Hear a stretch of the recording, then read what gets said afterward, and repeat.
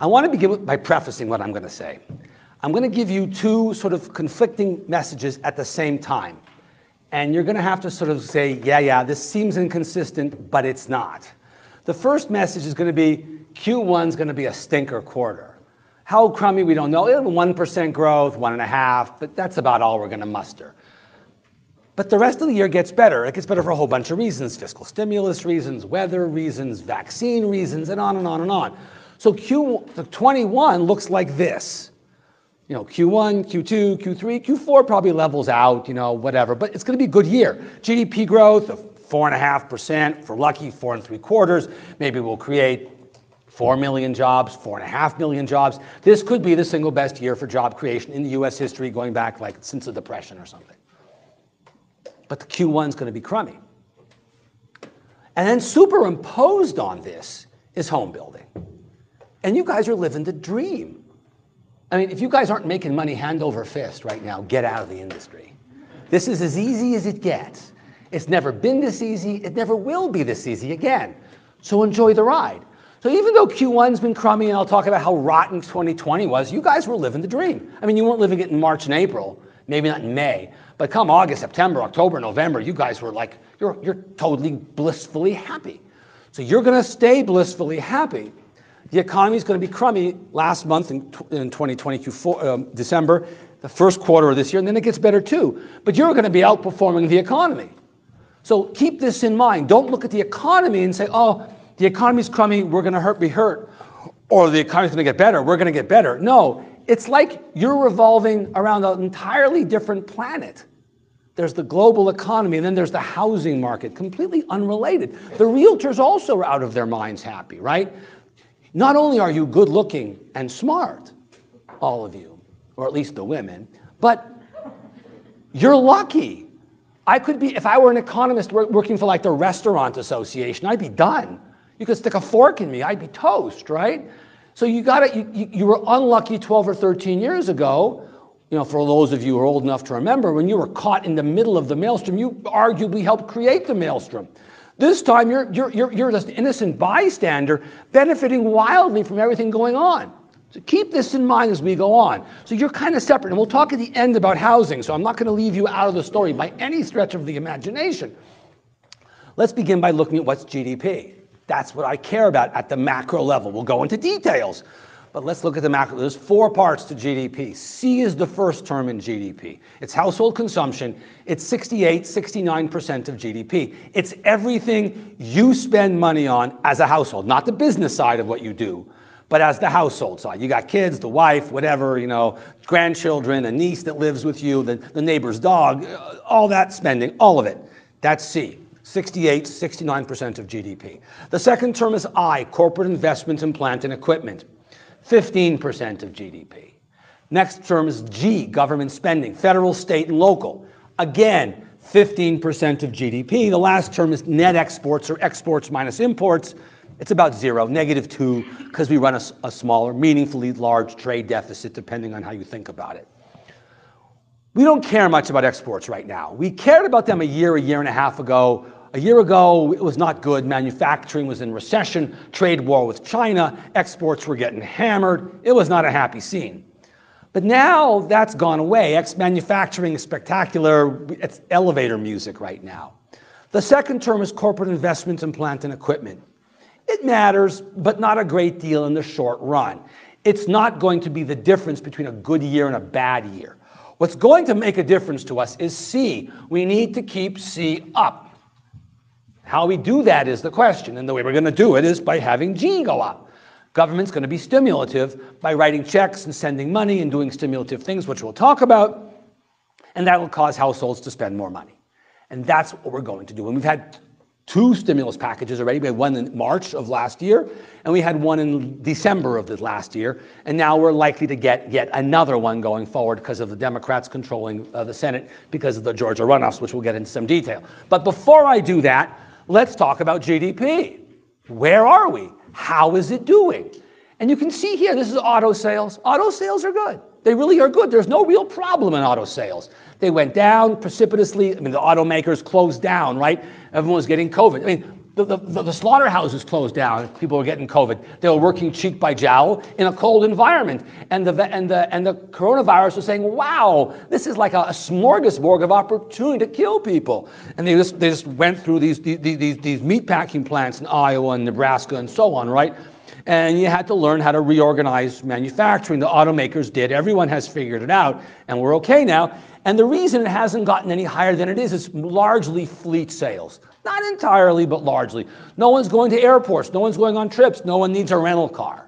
So the fleet sales are way down, but otherwise, cars have largely come back. The manufacturing for cars has come back, which is important, and the demand for cars have come back from households. Households want cars because we're moving far away from work. We used to work in downtown, wherever downtown was, right? And now we're saying, I'm going to work from home or live at work or whatever it is, right? I need a car. I used to work downtown. Now I need 2 cars maybe, you know. My wife and I both need a car, right? So we need more cars. We're not taking public transit. Whatever that light rail thing you have downtown, that's like a money-losing nothing now during coronavirus. I'm sure each car has got 1 person in it because we're all social distancing. I'm not making fun here. That's the way it worked out. So cars, this is retail sales. They've done incredibly well. I mean, you can see where it was prior to the recession. And then it goes down, it comes back, and then it goes even higher. It's well higher than it was before the recession began. So what's going on? We're buying tons of stuff. Why? Because we're not buying any services. Who here has gone to a baseball game recently? Basketball game? Football game? Hockey game? A bar? Ballet? Oh, 1 person went to a bar. Okay, I'm going out with you. Let's go. Tonight, we're going out. I'm taking you out. We're going to have fun. If you're ready, I'm not wearing a mask. You're not wearing a mask. We're going to party. Yeah. It's hard to go to a bar. You're a single guy like me. I see a nice woman. I say, and what good is going to a bar going to do you? It's ridiculous, you know? So we don't do all these things. So we have forced savings. With this forced savings, what do? We buy stuff. Well, I can't go to Europe. I can't go see my psychiatrist. My mental health is going to hell. I'll buy a car. I'll do a rental on my house. I'll buy a Peloton. Yeah, I can't go to the gym. Oh, I'll buy a pool because my kids are driving me crazy and they can't go to the public pool. We'll build a pool. We have all this extra money in our hands right now that we didn't have before. And as an economist, damn it, I missed that. This is the thing I totally missed. 12 months ago, had someone said, we're going to have this pandemic, what would happen? I wouldn't have got the housing thing right either, okay? But I totally missed the savings, the forced savings. We're not going to go out. We're not going to do all these things. So it looks like it's kind of balanced. This is up 10, that's down 6 or 7. But no, services are a much bigger part of our economy than goods. Much, much bigger. So the fact that the services are down less than goods, the economy is still shrunk, right? We're down 3% GDP at the end of the year because services are so much bigger than goods. So this data, while useful, is not really indicative of what's going on because of this complete change in how our economy is performing. We're buying goods and we're not buying services.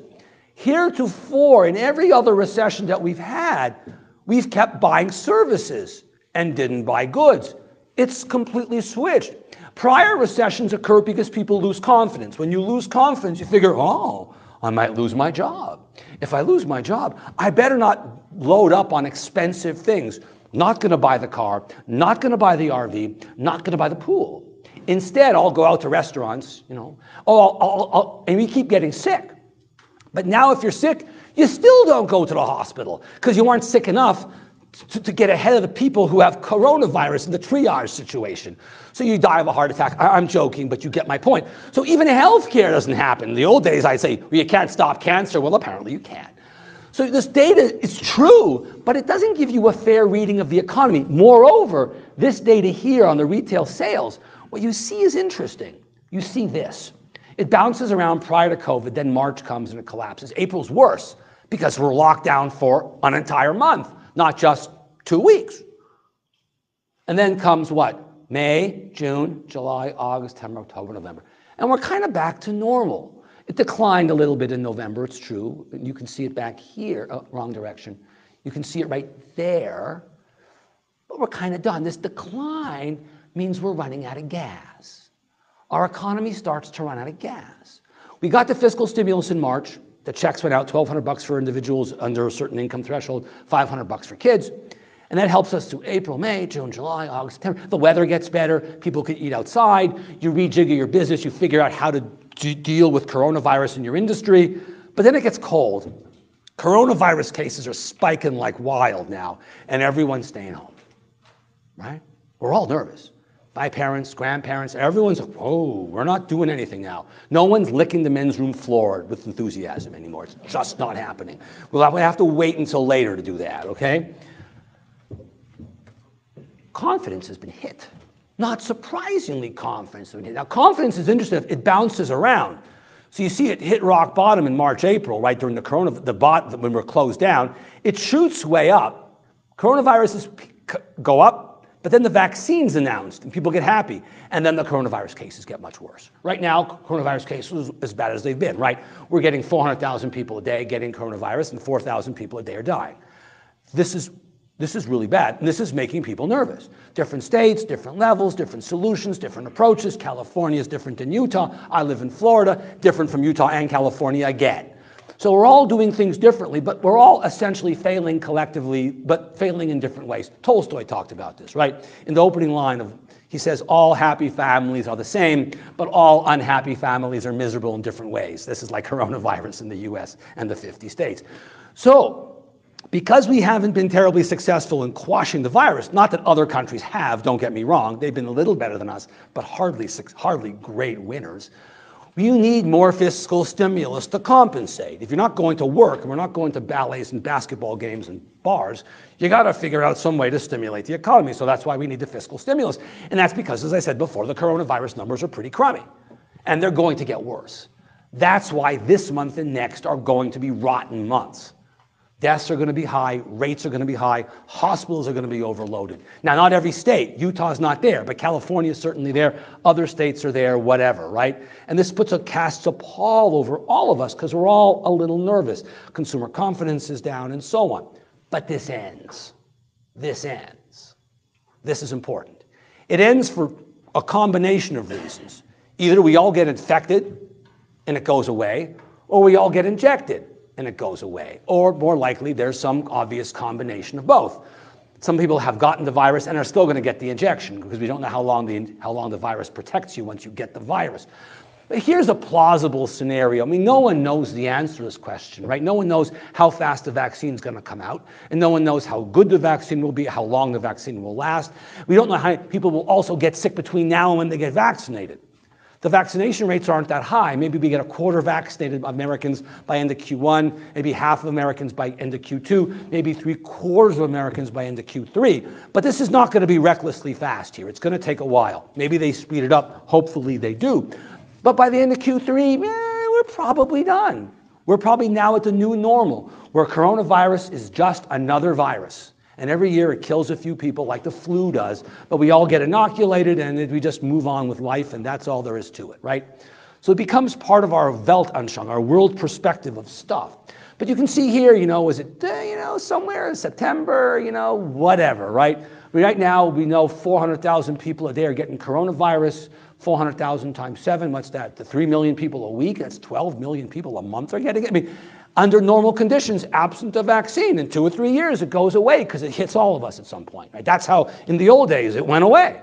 Everyone got exposure to it. Now we're trying to hold back on exposure, hoping for the vaccine, which in fact came, which is terrific. But it will end. This will end. That's why the rest of the year will be better too. Fiscal stimulus will happen, herd immunity will be reached, we'll get the injections, and then we'll start partying again, whatever that means. Right? This is good stuff. And you can see in different sectors of the economy, the service sectors of the economy, you can see some are doing well or better, and some are not. This is air travel. It's doing surprisingly well because people are desperate to travel. There's this incredible pent-up demand right now. People are desperate to get out of their house. They hate where they live. That's why they're building new ones, thank you very much. Or they're renovating them. But they want to get out. They want to go. They're desperate to do something. So you see here, blue is last year's travel. Red is this year's travel. And the dotted gray is the ratio. We're almost at 50%. It dipped down last week as the holidays ended and so on. But it's slowly getting better. That's pretty good news. This is hotel occupancy. You can see it was fine prior to COVID, the lockdown.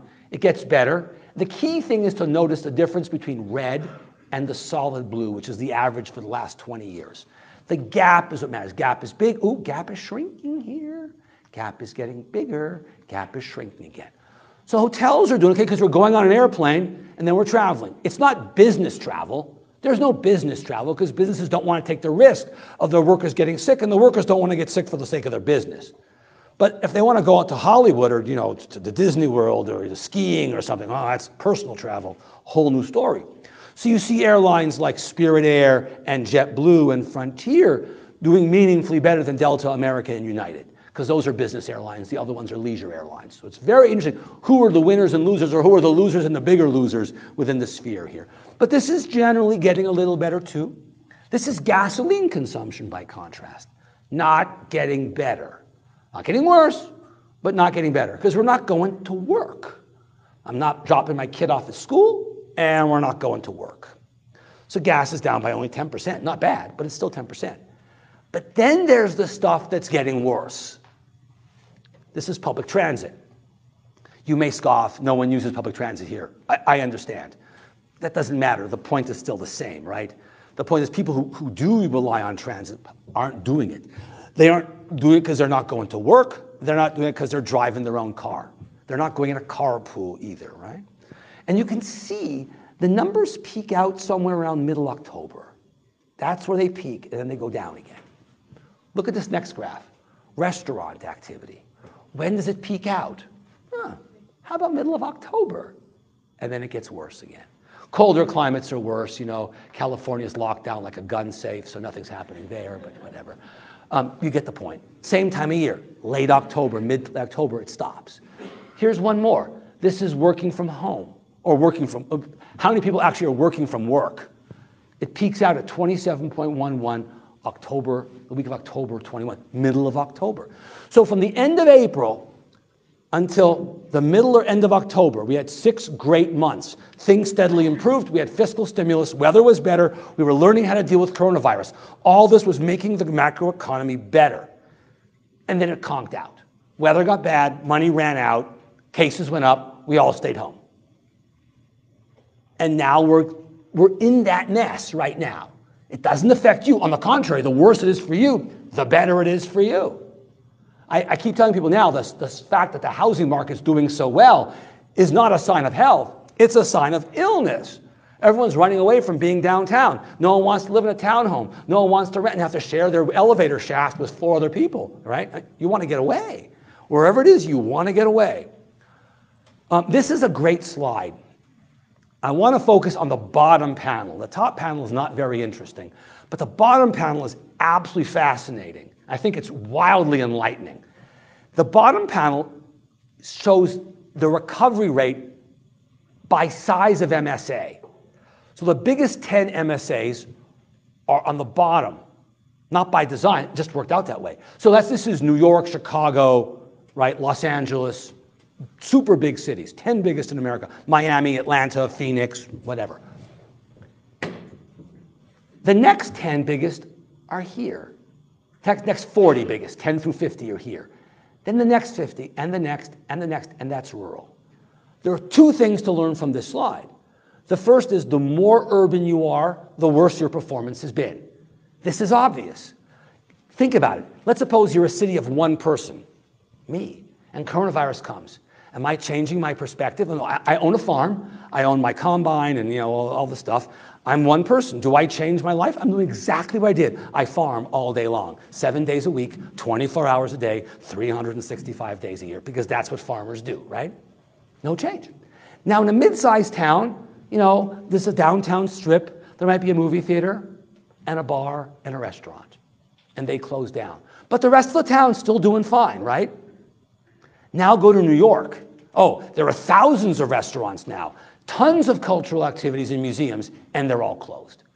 So the more dense you are, and the more compact you are, and the larger the town is, the more cultural experiences there are to avail yourself of. That's why people move to cities in large part, and they're all dead. And that's why this number is doing what it is. So the more urbanized you are, and the more dense your community is, the worse your performance is. So Manhattan sucks. San Francisco stinks. People are running away in droves from these places because life isn't worth living there. There's no benefit to living there. All you have is a rotten, expensive place with nothing to do. Well, if I can do nothing, I can go to like what, eastern Montana and live in Sydney or something. I'm making it up. Sydney is probably a great place. It's right near North Dakota. Anyways, now the stock market's doing, I'm going to come back to the stock market. I want to come to a slide that talks about the stock market right here. Stock market's doing great. Why? Firms have figured it out. They're big. They have resources. They've turned themselves around. The automakers have turned themselves around. We're buying stuff. So Peloton, oh, they're busy as can be. They're minting millions by making these uselessly expensive $3,000 jacket hangers, right? Masquerading as exercise equipment. Okay, I'm joking. I have two. Okay, I'm also joking again. But you get my point. We're buying stuff. The firms have figured it out. The meat packers have figured it out. The Peloton guys have figured it out. The car manufacturers, airlines have figured it out. Hotels, everyone's figured out as best they can, and they're giving us guidance. And if you compare what's going on now with what went on in the heat of the moment back then when all the dividends were being cut and stuff, firms have figured it out. This has allowed the stock market to do much better. Has the stock market gotten away with itself, maybe? We can talk about that during Q&A, and I'm happy to discuss this. But for now, hey, it's doing great. This is good news. We're feeling better. I want to buy a house from you. How much does it cost? $500,000. Sure, I'll sell my 2 Bitcoin. Oh, we're set, right? Not a bubble. No, spend all your money on Bitcoin. Yeah, I'm joking. So you put all this together, not just retail sales, the first couple graphs I showed you, but all of consumption, that first term in GDP, everything households spend on.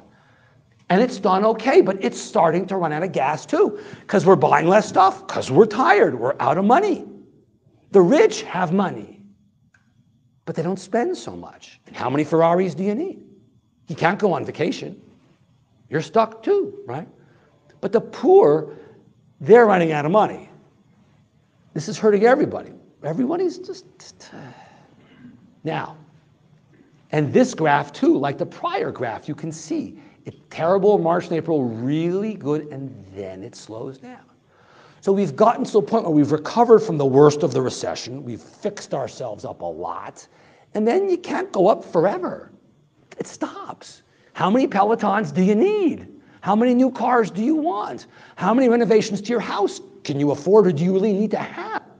You're done. So we're running out of that steam. Some of that steam is also taking place, right? But manufacturing, as I said before, looking now at the second term in GDP, corporate investments in plant and equipment, it's doing great, thank you very much. Firms are happy as bugs in rugs.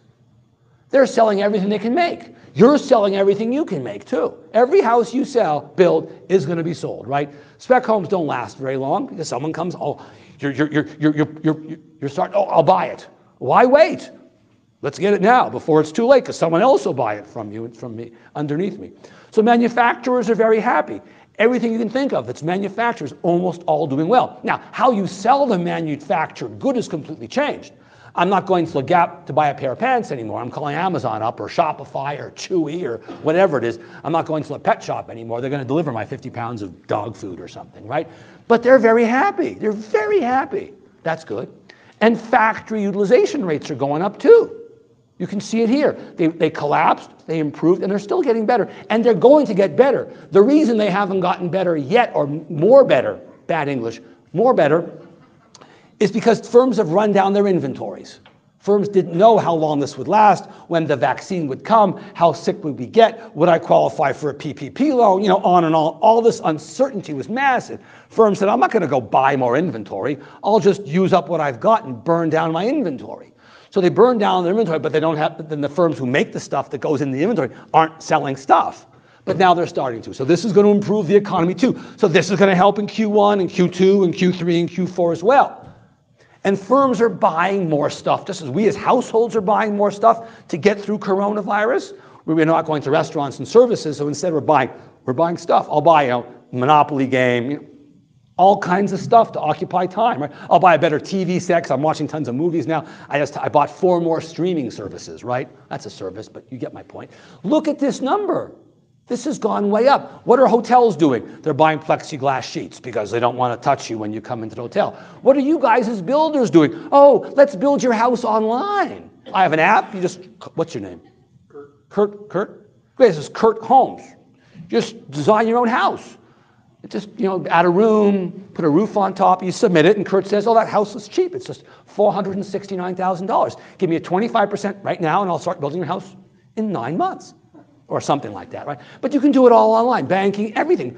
You want a restaurant room? Do it online. A hotel? Do it all online. This costs money. Curbside pickup?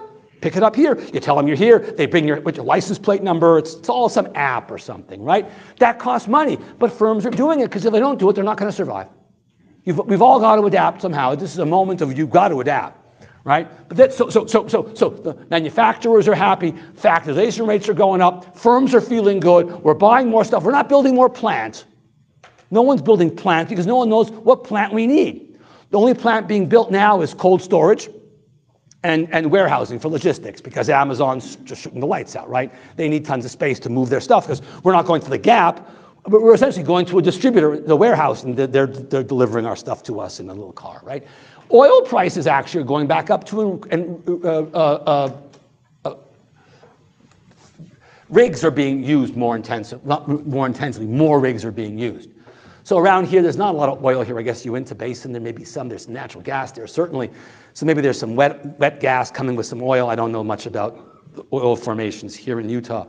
But this is good news too. So Colorado, Texas, New Mexico, North Dakota, and so on are benefiting. Now natural gas prices are high, so Pennsylvania, Ohio, and the basins out there are benefiting also, right? The Utica Shale and so on, Marcellus Shale.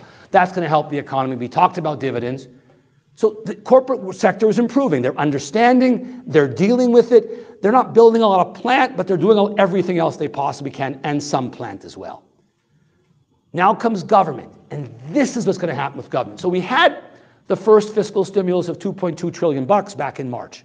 That was a necessity. We didn't do that, our economy was going to fall off a friggin' cliff, right? Because we were all terrified, no one knew what to do. The dollar was skyrocketing, everybody in the globe was afraid, and all the countries did some stimulus. Don't look at these other numbers so carefully. They're not as meaningful, and some of these numbers are flat out wrong, all right? The second stimulus just came two and a half weeks ago, whenever it was, right? Late last year. They passed a $900 billion stimulus package there. And now we're going to get some more stimulus. I don't know how much stimulus we're going to get because the Democrats have a 4-seat majority in the House of Representatives, and they have exactly a 1-seat majority in the U.S. Senate. With paper-thin majorities in both chambers, it's hard to get a lot done because one senator can say, I don't think so. That's all it takes, literally. One senator says in the Democratic caucus, I don't think so, and the bill dies. It's dead. That's it. You have to have all 50 agree so that Kamala Harris can come and break the tie to get anything through the Senate. On the House, 4 members of Congress, 4 out of a caucus of 222, can say, I don't think so. So it's going to be hard, and you're going to have some very conflicting demands. You've got, on the Democratic side, you've got Joe Manchin, who's very conservative from West Virginia, and the senator from Arizona, whose name I just can't remember for the love of God, Kirsten Sinema or something. She's also profoundly conservative. She comes from Arizona. This is not shocking, right? These two senators have an undue amount of control about what the Democrats do, but so does Bernie Sanders, because he is the head of the Finance Committee or Appropriations in the Senate Appropriations Committee. And to get anything through the Senate, and you don't have 60 votes to break a filibuster, that's a financial bill, you have to do a process called reconciliation. You can talk to me during Q&A about this. It's the only way you can pass a money bill in Congress now without a filibuster, with a non-filibuster 60 votes. You need just 51. And they can get it if they all agree and Kamala Harris breaks the tie, and if they get no Republicans. And it goes through Bernie Sanders' office. So you've got this guy on the far left on one hand and these on the far right. They're going to have a hard time keeping their caucus together. That being said, they're going to get something done. There's no question. There's too much demand and wish in that party to get something done. Now, are they going to raise taxes? I don't think so. You can't raise taxes in the midst of a crappy economy. When you're stimulating the economy on one hand, you can't start sucking money out on the other. Atmospherically, it looks rotten, and it's just not really a good idea. People are going to go, whoa, I don't think so. Can they try and do it next year? Sure, but it's an election year. It gets much harder. All those senators up for election in 22 are going to go, let's wait. So they don't get it done in 21, they may have to wait till 23. Will they still be holding the House and Senate by then with these razor-thin majorities? I don't know. So that's where they're going to have to go now and get what they can get done now, even if it's less than they want, because they may not have a good chance to do it as time goes on. And you can see why we needed the bill that just passed. This stimulus bill, the $900 billion right there, you can see why we needed it, because personal per capita income was collapsing. It went up like a rocket because of the $1,200 checks going to individuals, the $500 checks going to kids, right? And then the unemployment benefits that were enhanced, extended, and widened. So more people qualified for unemployment insurance. They got more money, and they got the money for longer. All those things together helped this number. But you can see it ran out of gas. That's why our consumption was going down by the end of Q4. We were running out of money, and the colder weather, and more higher unemployment levels, and so on. And you can see it in this graph too. Savings rates skyrocket because of the savings all of a sudden, right? And then it goes right down again because we spent the money. We paid off credit cards, we saved the money, whatever we did, but it's out, it's done, it's over. We need something more. The hope was when they passed a stimulus bill in March that come the end of the year, this would all be over. Remember, they only gave us unemployment insurance for 3 or 4 months. The hope was it would be over by then. And that was wildly wishful thinking, but hey, they're not the only group of people in the world that have indulged in wishful thinking, so I can't blame them for being totally wrong. It just happens to all of us once. So my ex-wife would tell you I was a mistake too. So, don't push that one too far. Is it going to worsen the deficit? Yeah, of course it's going to worsen the deficit, but don't worry about that. Worrying about the deficit right now and saying, well, we shouldn't continue to fiscally stimulate our economy because our deficit's already very large, is akin to saying something like, oh my God, what's your name? Sam, your house is burning down. You have you have a hose in your hand, and there's a spigot right here, and I'm standing at the spigot. You have the hose. The hose is huge. It's like a 1 foot diameter hose. It's going to douse the flames in 9 seconds. And you say to me, Elliott, should I turn the hose on? And I go, I don't know, Sam. We're running out of water resources out west. The Colorado Compact is struggling.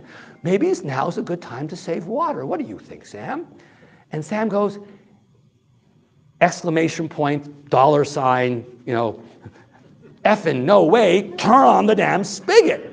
And then I say, but Sam, don't you care about the environment? Yeah, Elliott, I'm going to put low-flow toilets in tomorrow and low-flow showers and sinks, and we're going to save that water, but not today, buddy boy. That's what was going on here. If we think back to what happened in the last recession, 2007-8, we became fiscally conservative too quickly. We didn't throw our economy into recession, but we didn't do ourselves any favors, and we're lucky we didn't end up in recession. We didn't. But we became much more conservative too quickly, and we should have let the fiscal spigots go a little longer to get us better before we began to tighten up. Now, we can talk during Q&A about tightening up when, how, and how much, and is it possible, and how big the deficit is. But for now, in the short run, these are the right decisions to make. Now, do we have to give checks to everybody again? I don't think so. Again, we can talk about that during Q&A. Last but not least, for the overall GDP picture, exports. The dollar is declining in value, which is helpful. It'll help our exports to some extent. The problem is, what do we export?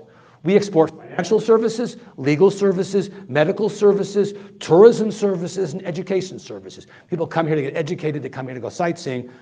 They watch our movies in foreign countries, but the movie theaters are closed. No one's coming here for tourism. No one's coming here for school. So what we're good at exporting, we aren't exporting. And the good thing that we export is airplanes. And Boeing has managed to wreck that. Because Boeing, bright people who couldn't think beyond like the edge of their nose. So they decided to have a circular firing squad and give each other an M16 and kill each other. I don't get it. A great company decides, oh, well, now they've lost $20 billion here, $2 billion there. It's insane. Also, pilots wouldn't have to do a little extra training in a simulator. That was why they did all of this, was to save pilots, the airlines, having to train pilots a little bit on a damn simulator. I digress. Who's angry? We have a trade war with China, not helping our GDP either, but it's so small, like a quarter point of GDP, it's meaningless now in our current recovery from coronavirus. So you put it together, this is what GDP looks like. Q4 looks really good. It may even be higher. It may be 4.25 or 4.5, I don't know, but something good. Q1's going to be just god-awful because everything is wrong right now. And even this fiscal stimulus money that we're getting, not stimulus, but pandemic relief that we're getting, isn't going to be spent in bars, restaurants, hotels, tourism, travel. Hey, you want a massage?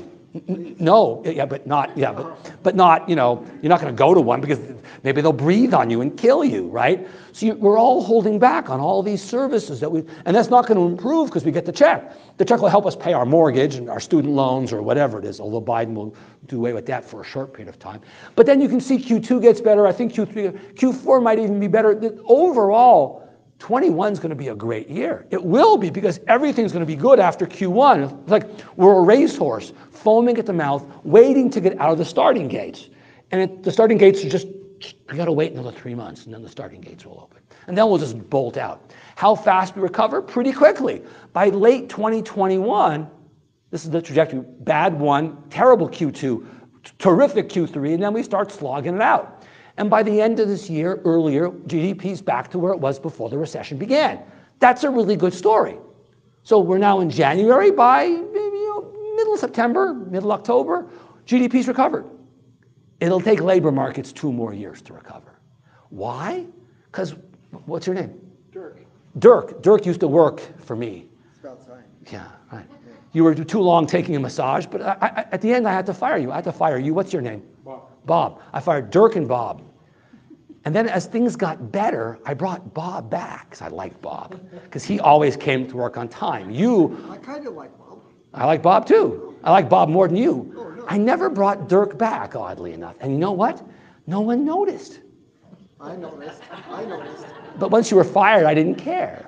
I paid unemployment, and that cost me a few bucks, but you were cheaper to pay unemployment not to work than actually do work, because he was doing his own work, and we were all chipping in to do your work, because actually, we didn't see you doing any work. You were funny, you were good looking, you told good jokes, but nothing else really mattered. And everyone has done this. So our economy now is only 3% behind in GDP, but about 7% behind in employment, because the sectors that have lost jobs are low productivity, and we've learned how to do better with less. So it'll take 2 more years, 8 more months to get labor markets back, so GDP back by end of 21. It may take till end of 23 to get job markets and total employment back to where it was. Forget unemployment, that's going to be elevated for a while. This is total number of jobs lost. We were here at 153 million. We fall to 130 million. We make back 60%. We're still 10 million jobs short. 10 million jobs short. Under normal conditions, that's 4 years of job growth. 4 years wiped away. It'll come back. We may get 5 million this year. We may get 2 or 3 million the year after, and 2 or 3 million there, and then we're done. Then we get back our jobs, right? But it's going to be slower. And you can see it in this graph. So this graph is total level of jobs, how many millions of jobs there are total. This is the change in jobs month to month. And you can see here, 2 million jobs, 4.5 million jobs created. And then it gets less and less and less and less and less. And then it turns negative in December. We lost jobs. 140,000 jobs, not a lot of jobs. We're not going to have a recession here. But this is another sign of the economy running out of gas. Retail sales turn around, they start going backwards. Job growth goes backwards. Total household consumption goes backwards. This is not random, right? Savings rates start plummeting because we're running out of money. Per capita personal income is declining rapidly, still higher than it used to be, but declining rapidly. We need gas. So we're going to get the gas. And the coronavirus is raging at the same time. The uncertainty, the fear, we need help. So we get help. Unemployment's falling. Great, it's fallen a lot. It's officially fallen from 14.9 to 4.7. It's actually 6.7, I'm sorry. It actually was 20%. There was a coding error by Department of Bureau of Labor Statistics. They admitted it. It's on their web. They don't hide it, but they made a coding error. And their tradition is never going back and fixing data retrospectively. They just put it out there, and they discuss the error, but it is what it is. So now it's fallen to 6.7. Last month it remained, even though we lost jobs, it stayed at 6.7. There was a coding error again. It's actually 7.2, but the point is it's not going anywhere, but it's much lower than it was. But this is deceptively good information because of this. labor force participation rate numbers have declined. Now, before I get into the details on this, look at the prior recessions. This is the first of the two double-dip recessions of 1980-82, right? That's the 1990 jobless recovery recession. That's the dot-com bust, the global financial crisis or housing bust, and this is the coronavirus bust. Okay? Do you see the labor force participation rates declining like in any of the other recessions? This is a unique thing that happened now because we closed down our economy. This is a natural thing. When the stores close down, well, people lose jobs. There's no magic here, right? So what happens afterwards? Men here in blue, it goes up quite a lot, and then it begins to go down a little bit. Women, it goes up quite a bit, and then it starts to fall right away. So the behaviors are different here. What gives? It's not that women are lazy. I think men are more lazy. We're all playing, Grand Theft Auto 26. At least I am. It's that Junior doesn't go to school. And if Junior doesn't go to school, I fired you already once. What's your name again? I forgot. Our relationship was so brief, I don't remember. I'm Dirk. Dirk, right.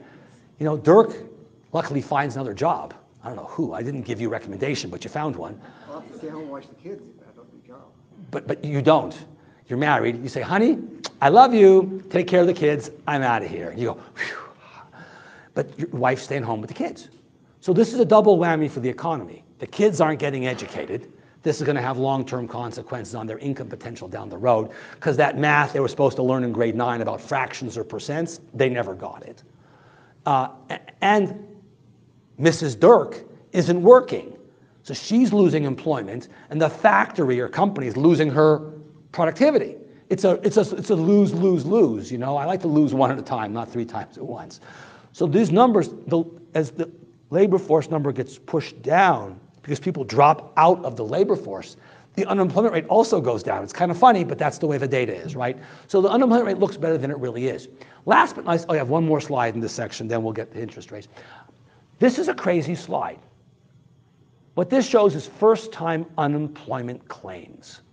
So someone had a job last week, Dirk, then I fire you, and now you go to unemployment you go to Utah Department of Labor or whatever it is, and this poor woman's leaving now. I think she's afraid she's going to lose her job.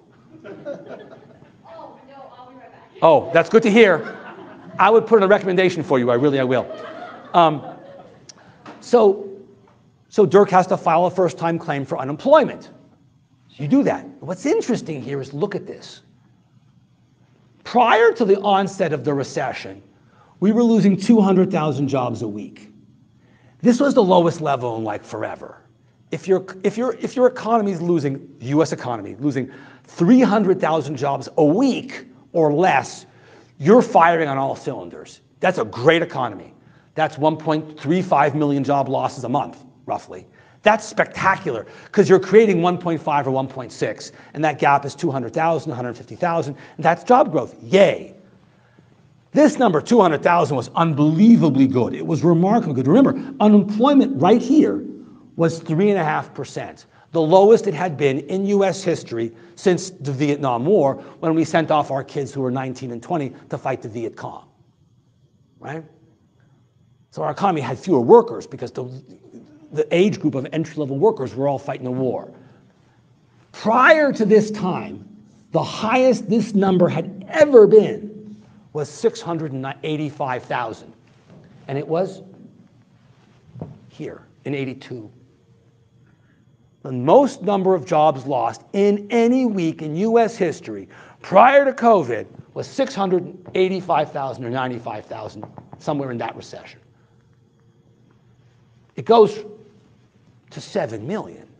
In 1 week, we lost 7 million jobs. Okay, it goes down pretty rapidly, and then it levels off. Right now, it's at 785,000. This would be an all-time record. Except for this period of time, that number would be a new all-time high. So our economy is burning through 800,000 jobs a week. We're losing 800,000 jobs a week. That's 3.5 million a month. We've got to create 3.5 million jobs a month just to tread water. This is no easy feat, right? I'd like to see that number go down a little bit, still keep creating the 3.5 million jobs, and then you start getting some good job growth, which we'll get later in the year. But regrettably, not right now. Now, for home building, this is incredibly insightful. Incredibly insightful. This is unemployment by education. Look at this graph. If you have less than a high school diploma, you're in blue on the very top. What's happened to your unemployment rate? It's actually gone up of late. How about with a high school diploma? It's bottomed out. How about some college? It's bottomed out. How about a college degree? Oh, it's still falling. The better educated you are, the lower your level of unemployment rate is, and the better educated you are, the more likely your unemployment rate is to keep falling.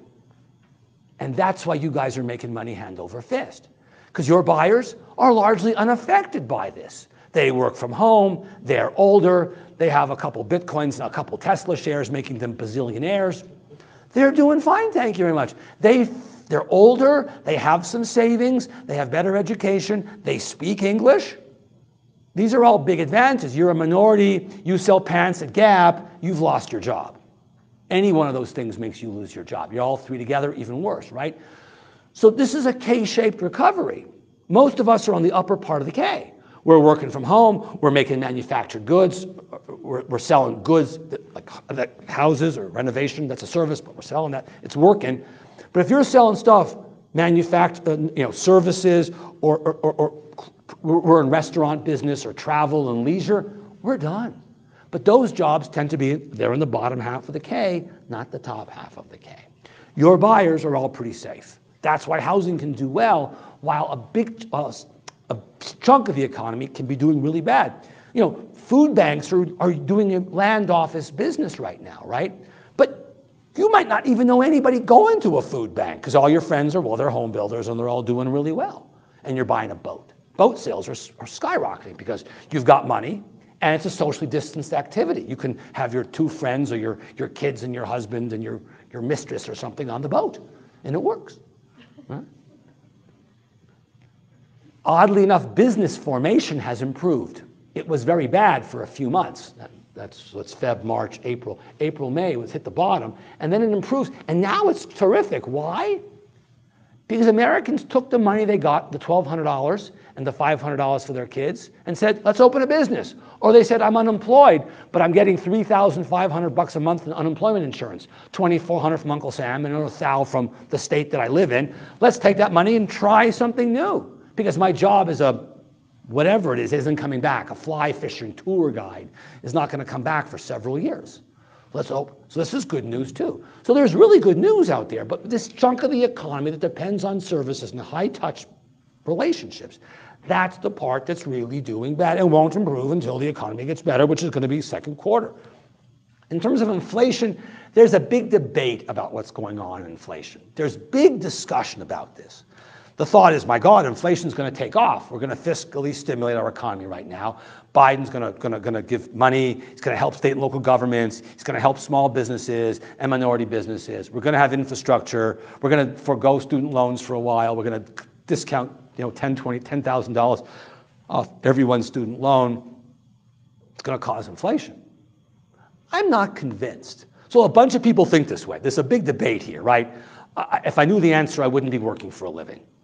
I don't think there is going to be inflation. I don't think so because there's no commodity super cycle we're entering right now because China's largely developed their housing and infrastructure. Their demand for steel and copper is no longer at the raging rates that it once was. Their demand for protein isn't what it was because they're eating better than they were 20 years ago when they were dirt poor, right? Our population growth is ridiculously anemic. Our population growth this year, 2020, well, last year, I guess, was like 0.3%, the smallest number since at least 1918, when there was the Spanish influenza, which killed 800,000 Americans. And last year, 2019, had been the lowest ever, but it was superseded or underseeded by 2020.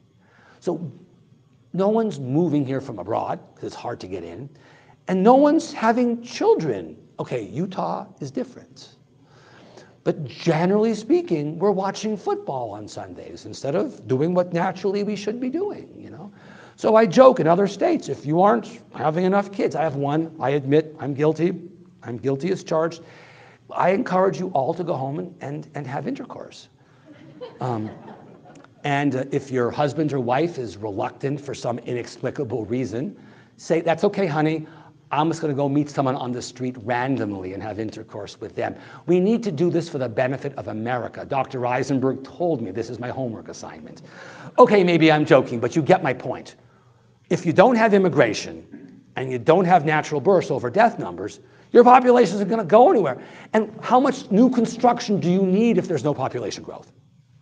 I mean, you don't need homes if there's no population growth. We don't need new factories. We don't need much. I mean, you need some because of aging and change in tastes and whatever, right? But technology, but you don't need a lot. So I'm not so concerned about this inflation. This will take years to play out. And just because the stock market says we're going to have inflation doesn't mean a thing, because they've been wrong for 15 years in a row about inflation. They were sure that, with unemployment 3.5% just a year ago, we were sure to have inflation 2 years ago. Never happened for a whole bunch of weird, interesting reasons. But if you look at inflation, blue is headline inflation, including food and energy. Red is dropping out food and energy. Economists don't look at food and energy much because food and energy bounce around because of weather and war. Like the Iranians lob a bomb at Saudi Arabia, oil prices spike $10 or something. Who cares? So we look at red. Red, no inflation. The Fed doesn't even use this measure of inflation where it's approaching 2%. The Fed uses this one where 2%, the gap is further. Again, core, no food and energy, including food and energy. No inflation.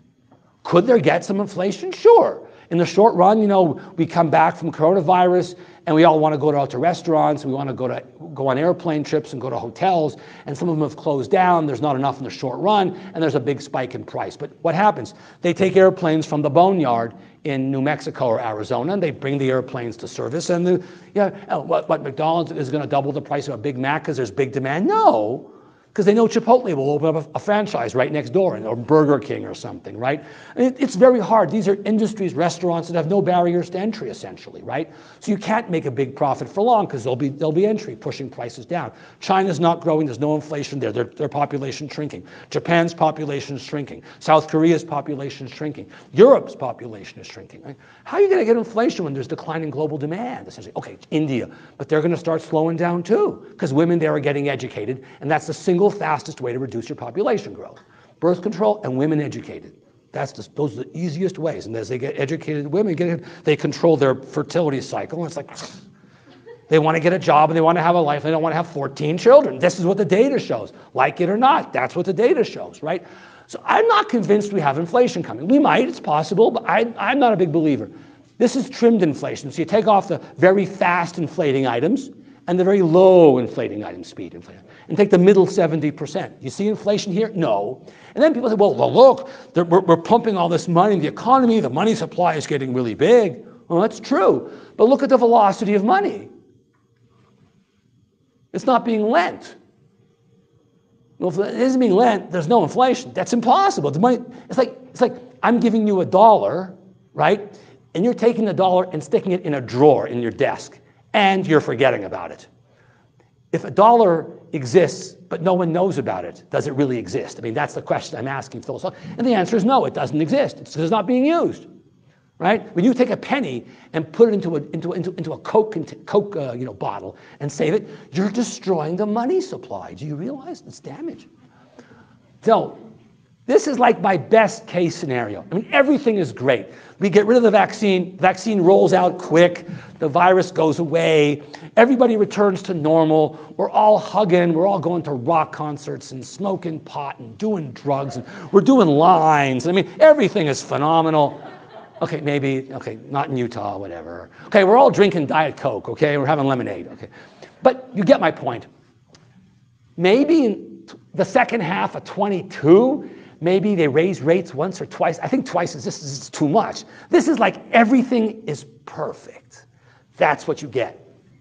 It's still low. And I think this is too aggressive. I think what will happen is come early 22, if everything is really good, the Fed starts to taper their purchases of mortgage-backed securities and treasuries. Right now, the Fed's buying $80 billion a month of treasuries and $40 billion a month in mortgage-backed securities. $120 billion, that's $1.4 trillion a year in money, right?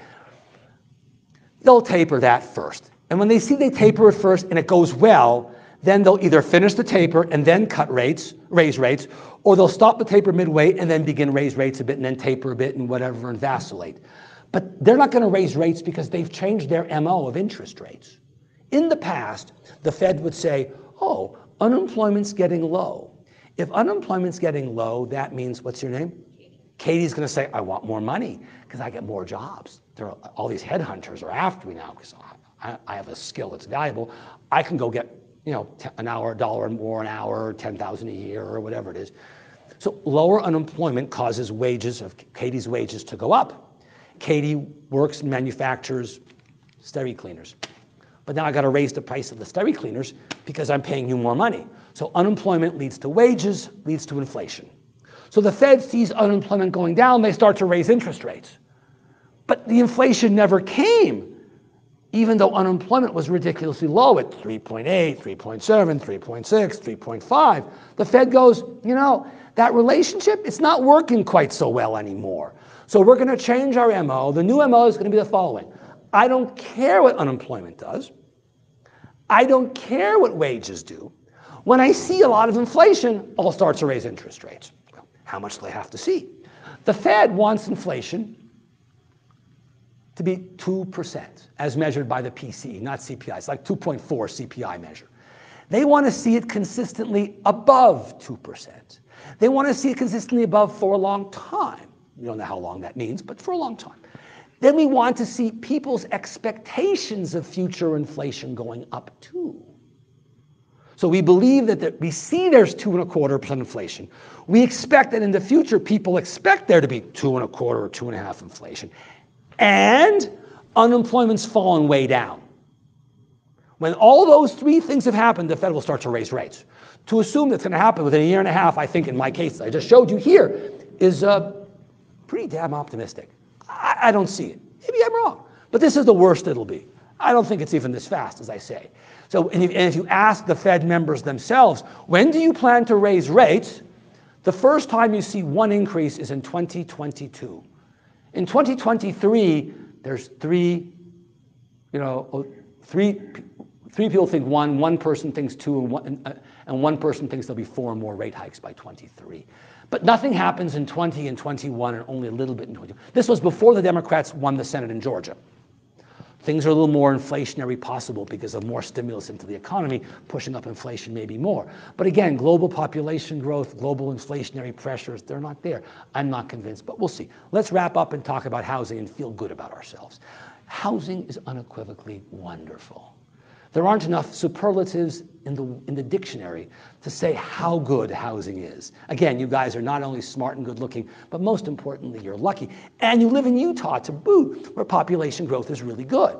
So you've got everything going for you here. You're like the most fortunate of the most fortunate of the most fortunate. I hope you appreciate your lot in life. This is existing home sales. They're really, really good. They're really, really good. Because people want to get out of where they are, stop renting an apartment, they want to buy a house. They were planning on buying a house in a year or 2 years. Let's buy it now. They own a condo, but they don't want to be in the elevator shaft with all their sick relatives and neighbors. Let's buy a house. I live in Manhattan. Let's buy a place in Poughkeepsie. I live in LA. Let's buy a house in Grand Junction, Colorado. Whatever, right? Whatever it is, we got to get out of where we are and go somewhere else. These are richer people. If you're poor, you can't afford to buy a second house. Or if you're a renter, you don't have enough to cover your rent, you certainly can't buy a house. But these are wealthier people. They can afford to buy a second house. Housing sales are great. But here's the catch. I'm telling you now, housing is not going to improve any further in 21. It's done. You were driving a car. I'll show you another graph that gives it a better illustration, but the same phenomena. This is Jan, Feb, March. This is existing home sales. In April, it crashes, right? May, it stinks. June and July, it's remarkable. But then it's done.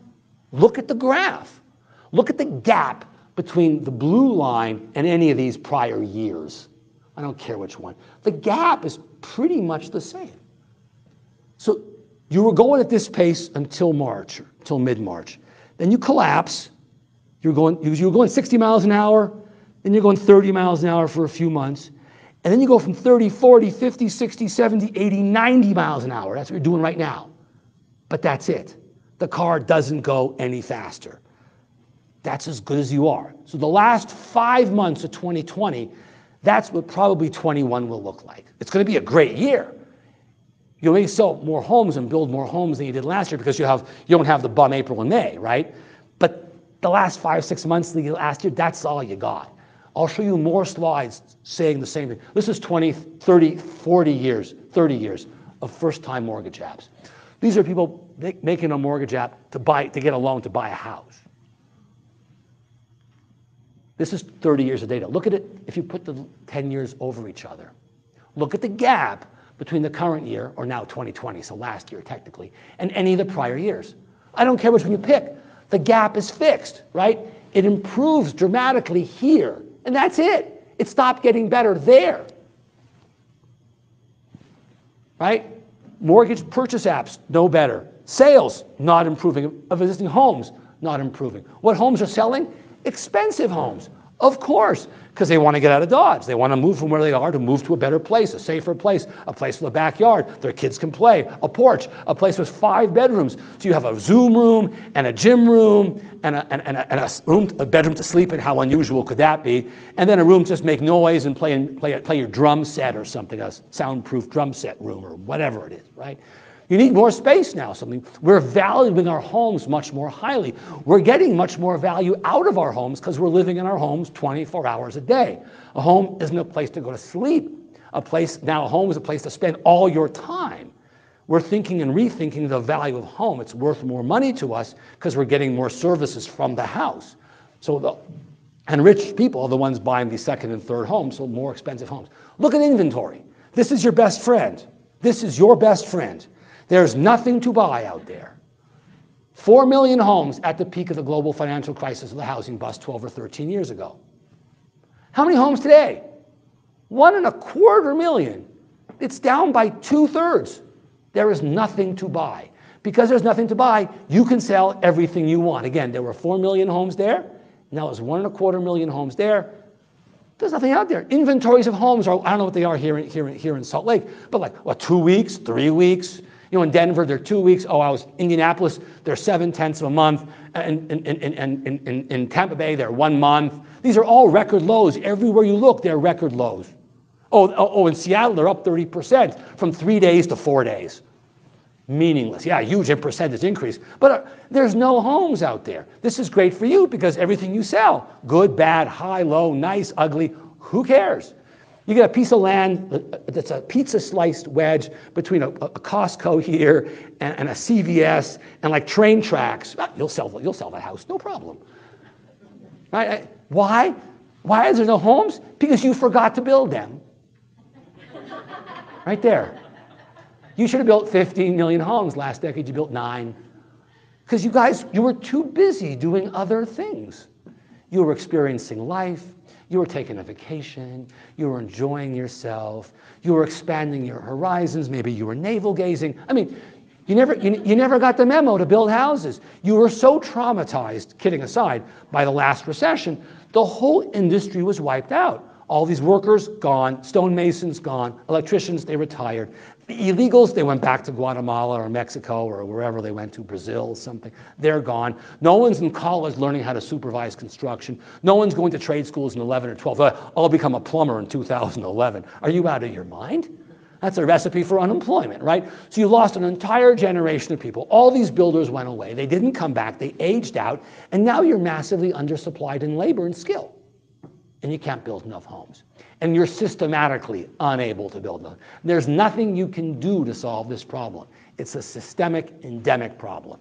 Because the problem is so severe and you so underbuilt, the ones of you who survived, you're living the dream now. It's now puppy dogs and kittens and everything great. This is the NHB Home Builder Sentiment Index. Does it get better than this? I remember working at the home builders back when it was horrible back here. It was at 8. And now it's at like 90. Are you kidding me? Because you guys can sell anything to anybody.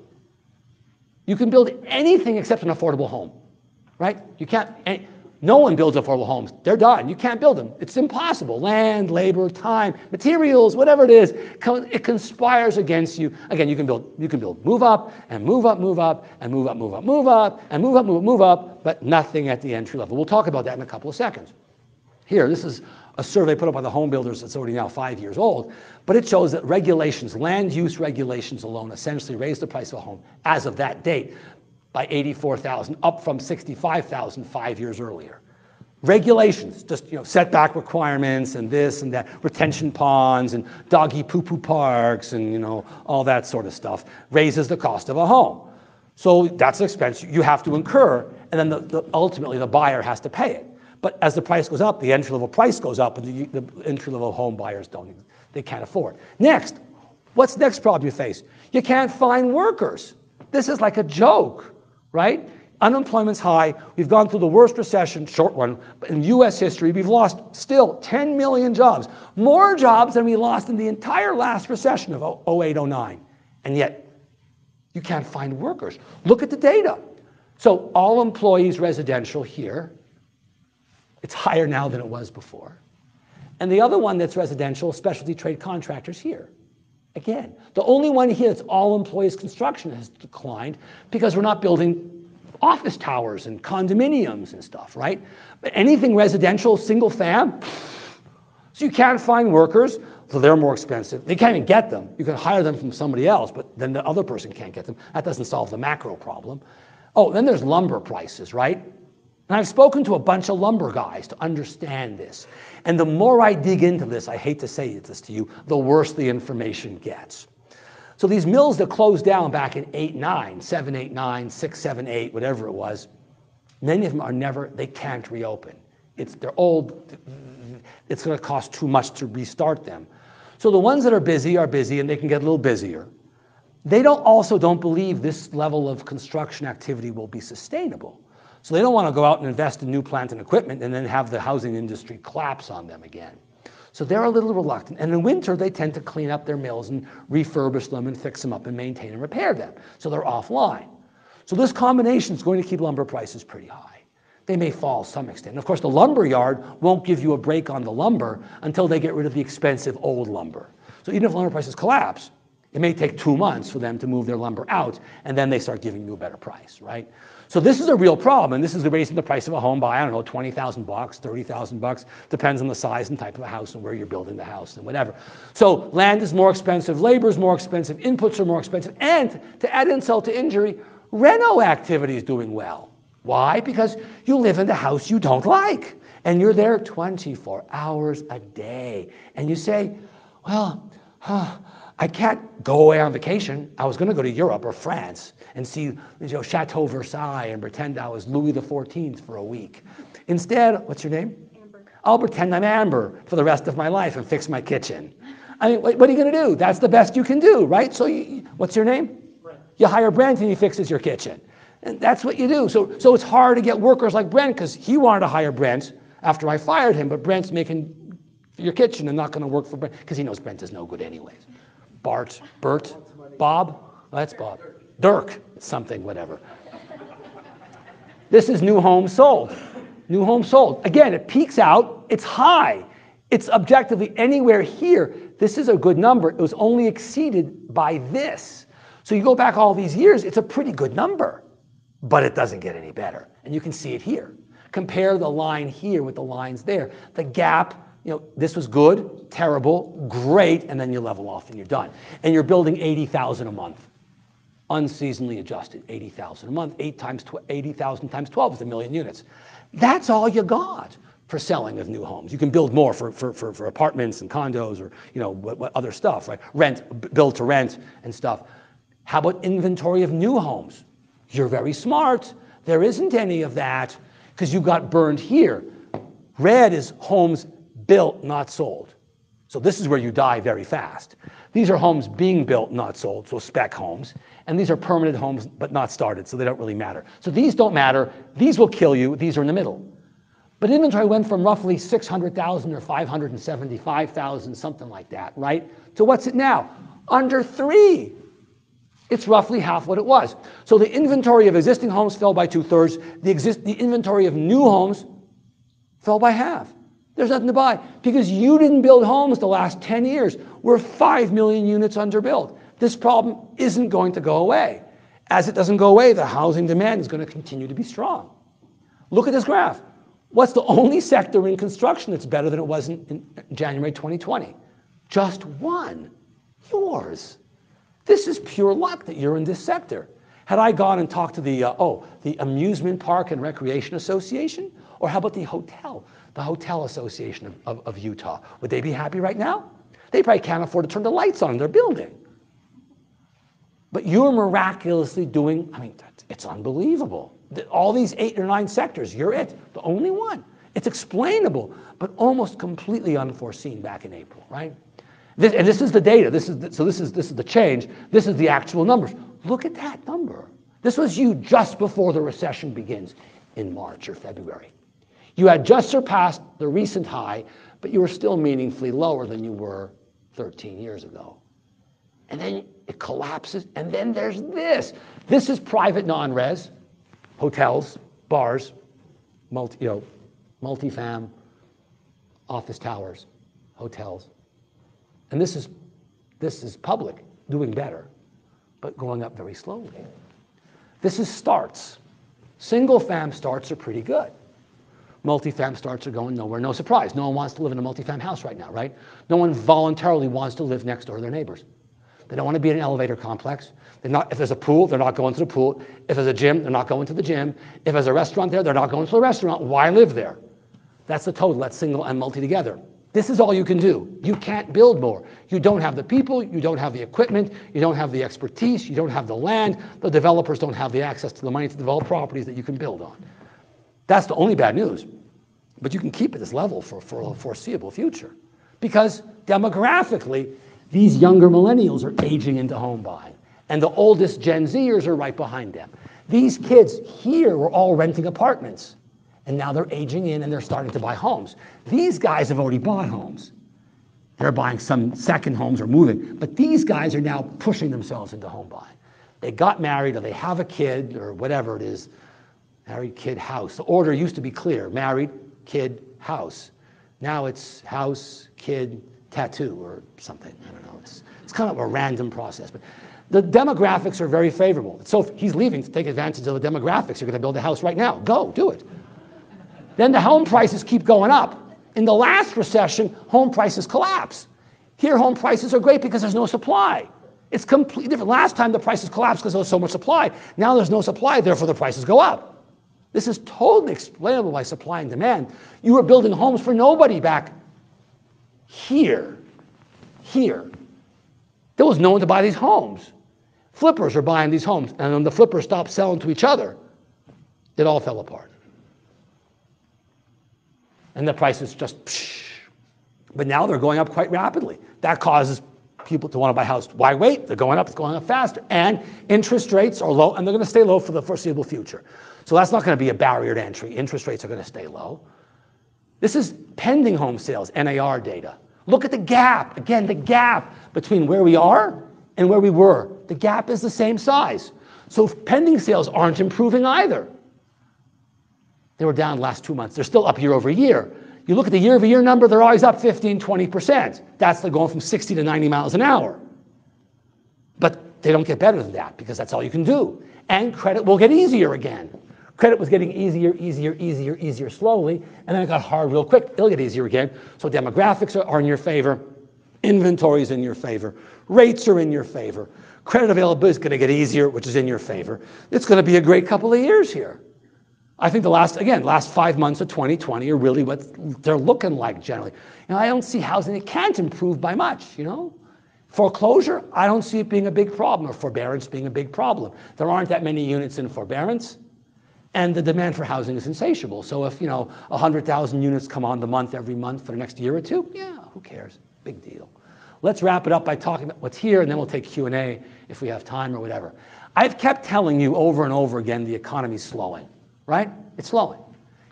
Now you're going to see it. Look at the color here. Darker is better. Darker is better.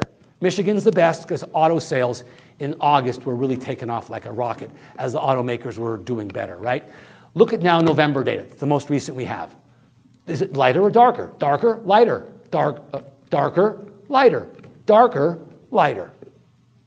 The economy's slowing across the country.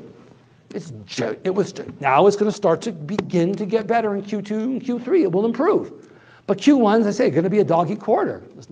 Utah is slowing too. Utah is better. Utah is weaker. The whole country is. You're not special. Right? Just the way it is. Now, you're very fortunate. I told you you're fortunate. You're fortunate because now, in this case, you're fortunate because Utah is a place that has great population growth. You're benefiting from a whole bunch of different things. You're benefiting because you're relatively cheap compared to coastal California, Oregon, and Washington. So people can move here and say, well, I can get a really nice house, suburban house, a big backyard, and for the price of the house here is the down payment in San Francisco. You'll say, how much the house? You'll say $300,000. And they'll say, oh, you mean that's the down payment? No, that's the price of the house here in Salt Lake City.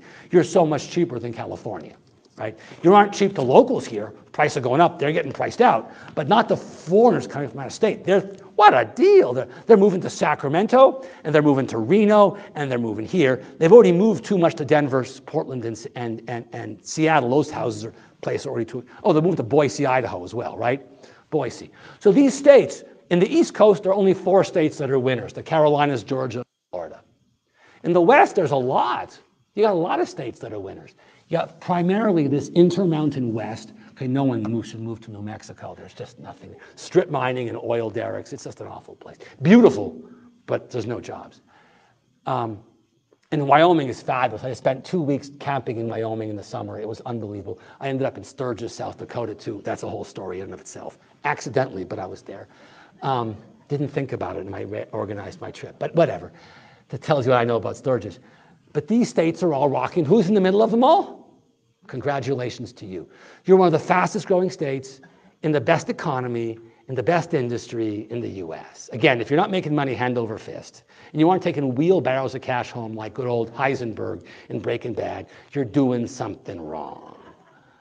Now, to give you of how good you are, I don't have the 2020 data. It just came out like last week. My fault. Utah was the 4th fastest growing state the prior year, from mid-18 to mid-19. Things don't change much from year to year.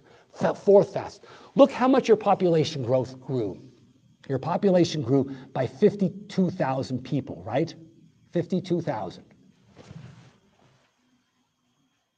52,000. You're just below Utah. You're like 10 people less than Utah. So you missed this list. You're 11th. But look at your size. You're as big as Nevada, right? Your population here is what, 3 million, 3.2, and Nevada's population is about the same size.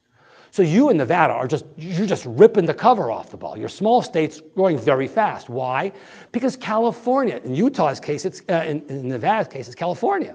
They send, the builders and the realtors there send Gavin Newsom thank you letters every day. Thank you, Gavin. Keep doing stupid things. We love you. And here's a $500 PAC contribution. Gavin for 4 more. Gavin for 8 more. Gavin for 16 more. Right? Close down, more taxes, higher energy costs, no home construction. And they're all moving east. And some of them are ending up here. And on top of that, now you have a very vibrant tech sector, right? As the drive here, we were talking Novell. I remember using Novell WordPerfect, I was like 9 years old or something, sucking on my baby bottle or typing. And Utah, Novell, whoever knew of Novell, whoever heard of Utah, they weren't a high-tech place. But now, 30 years later, Utah's a high-tech place, high-skilled education, good schools, good high schools, good grammar schools. You have a very vibrant high-tech sector. So you're doing very well. You're bringing people in. Your taxes are low. Your favorable business environment, good skiing, good weather, lots of sunshine, affordable housing. Generally, that's why people are moving here. There's absolutely no magic. If you draw a line across the country, you can see it pretty much here. People are moving south of this line. No one lives in these states. 4 people moved to South Dakota. It's been a good year. And oil is what drove North Dakota. Minnesota is the only real exception. The weather here is pleasant. This is not normal weather. This is not cold weather like here, right? They have pretty good weather west of the Cascades anyways. So those states are like they're southern or further southern states. But this is where people are moving. They're all moving down here, right? And you're lucky to be there. In terms of home prices, holy friggin' moly. Look at that. This was your peak. That was the equivalent of the peak. That was like 4 years ago. You're just on a one-way rocket road up. The only problem here is this graph. And it's actually not a problem. It's a good graph, actually. So you look at it first, you go, oh, no single fam. But who rides to the rescue? This is single fam, and from here to here is multifam. So blue is total construction. From here to here is single. From here to here is multi. Look what's happened to multifam. You're building multifam like there's no tomorrow here. Maybe not right now, but it will come again, and it has been strong. And that's the safety valve. You need to build more homes because with this price appreciation, there's huge demand, not enough homes being built, even though the home total level of home construction is roughly on par what it was in the mid to late 90s, which was your housing boom, right? You need to build more homes.